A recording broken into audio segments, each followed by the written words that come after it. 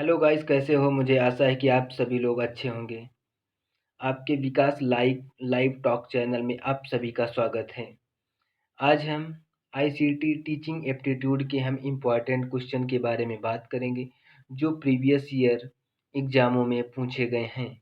ये आपको चंडीगढ़ पीआरटी में वहाँ पे 15 नंबर के 15 क्वेश्चन आ रहे हैं आईसीटी से ही। आईसीटी और डीएसएसबी में आपको बहुत सारे क्वेश्चन देखने को मिलेंगे। अदर एग्जामों जैसे यूपी टेट है, सुपर टेट है, यहाँ पे आपको देखने को मिलेंगे। तो आज हम स्टार्ट करते हैं। माइक्रो टीचिंग सूक्ष्म शिक्षण से अभिप्राय है।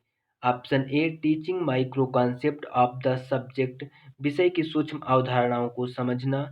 Option B, teaching at micro level, सूक्ष्म स्तर पर अध्यापन करना। Option C, providing detail explanation of concept and principle, अवधारणाओं तथा सिद्धांतों का विस्तार विवरण देना। Option D, practising different teaching skills separately, विभिन्न अध्यापन कौशलों का पृथक रूप में अभ्यास करना। तो ऑप्शन डी हमारा करेक्ट ऑप्शन है, practising different teaching skill separately. इसका मीन्स होता है जितने भी जो टीचिंग स्किल हैं, हमको कई तरीके की टीचिंग स्किलों को, मेथडों को सीखना चाहिए, जिससे बच्चों को सिखाने में काफ़ी ज़्यादा हेल्पफुल।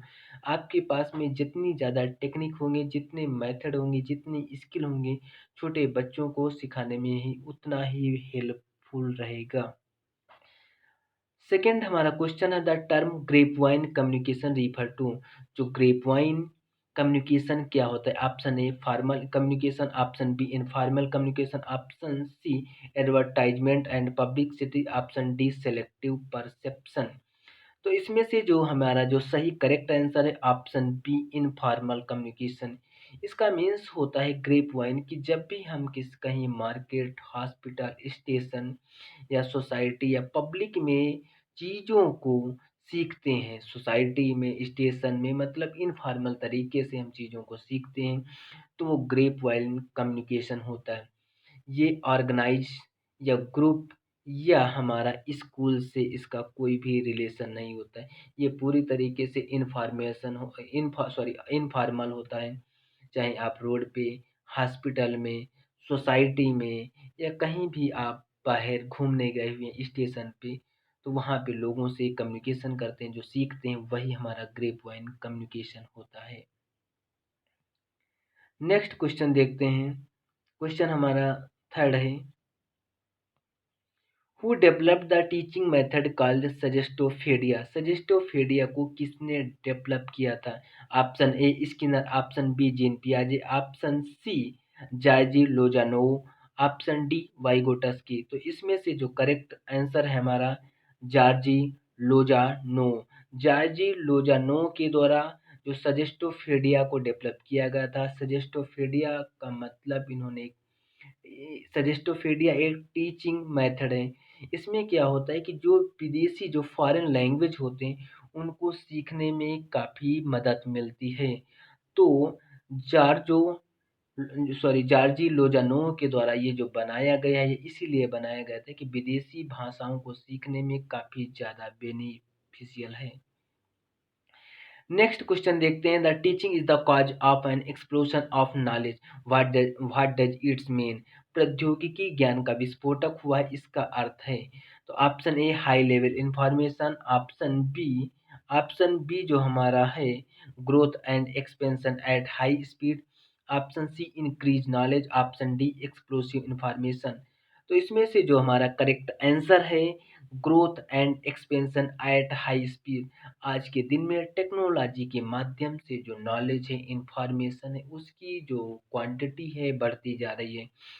इसके माध्यम से जो क्वांटिटी बढ़ती जा रही है, तो उसमें जो स्पीड है वो भी काफ़ी टेक्नोलॉजी के माध्यम से बढ़ रही है।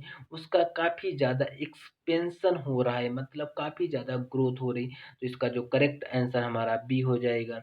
करेक्ट आंसर हमारा कौन हो जाएगा? इसमें बी हो जाएगा। तो जो हमारा करेक्ट आंसर बी है, growth and expansion at high speed. Next देखते हैं।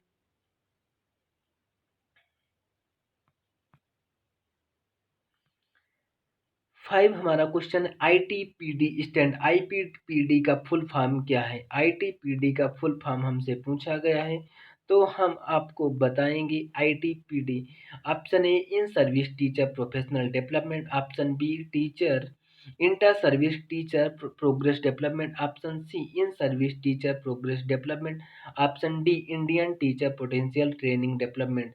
तो इनमें से जो करेक्ट आंसर है in service teacher professional development.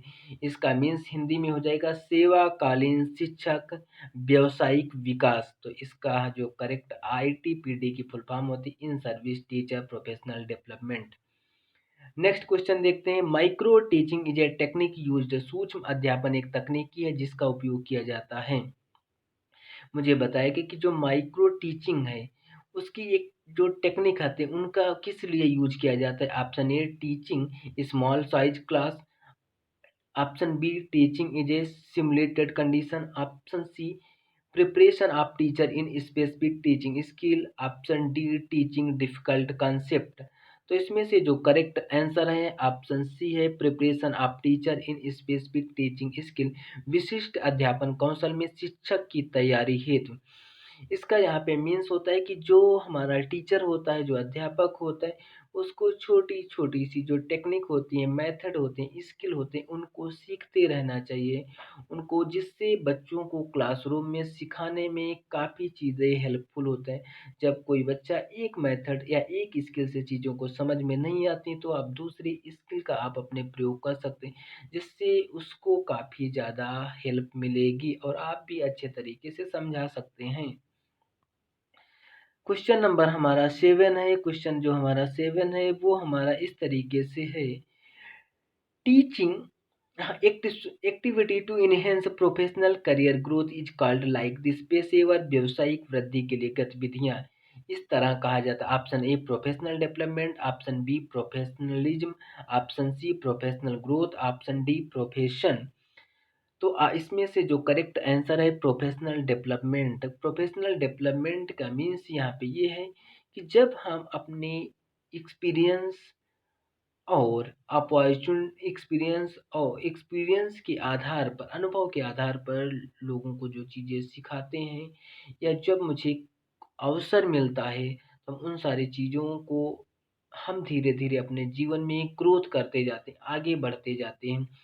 वही हमारा एक प्रोफेशनल डेवलपमेंट हो जाता है। हमको जब अपॉर्चुनिटी मिलेगी, और जो अपॉर्चुनिटी मिलेगी तो उस अपॉर्चुनिटी मिलने पर अपने पूर्व अनुभव के आधार पर क्या होता है कि चीज़ों को धीरे धीरे सीखते रहते हैं, तो एक हमारा प्रोफेशनल डेवलपमेंट हो जाता है। क्वेश्चन नंबर हमारा 8 है। क्वेश्चन नंबर हमारा जो 8 है, हमसे पूछा गया है कि who popularised teaching instrument in classroom. कक्षाओं में शिक्षक यंत्रों को किसने सर्वप्रथम लोकप्रिय बनाया? तो option A Thorndike, option B Skinner, option C Montessori, option D पियाजे। तो इसमें से जो राइट आंसर है स्किनर। इन्हें फादर ऑफ टीचिंग मशीन कहा जाता है। Father of teaching machine Skinner को कहा जाता है। इन्हीं के द्वारा इसको डेवलप किया गया था सबसे पहले। क्वेश्चन हमारा 9 है। M learning stand for. M learning का मीन्स क्या है? नम option A mastery on learning, option B motivational learning, option C mobile learning, option D massive learning. तो इसमें से जो करेक्ट आंसर है हमारा option C mobile learning. Mobile learning के माध्यम से कोई भी व्यक्ति आसानी से अगर कहीं जा रहा है तब भी अपनी लर्निंग को आसानी से कर सकता है, चीज़ों को सीख सकता है। कोई भी व्यक्ति दूसरे देश में कहीं पे भी बैठा हुआ है, हम आपस में बातचीत करके कुछ ना कुछ कम्युनिकेशन के माध्यम से सीखते रहते हैं। क्वेश्चन नंबर हमारा डी है। One of the most vital contribution of ICT the in the field of T education is. शिक्षा के क्षेत्र में आईसीटी का सबसे महत्वपूर्ण योगदानों में से एक।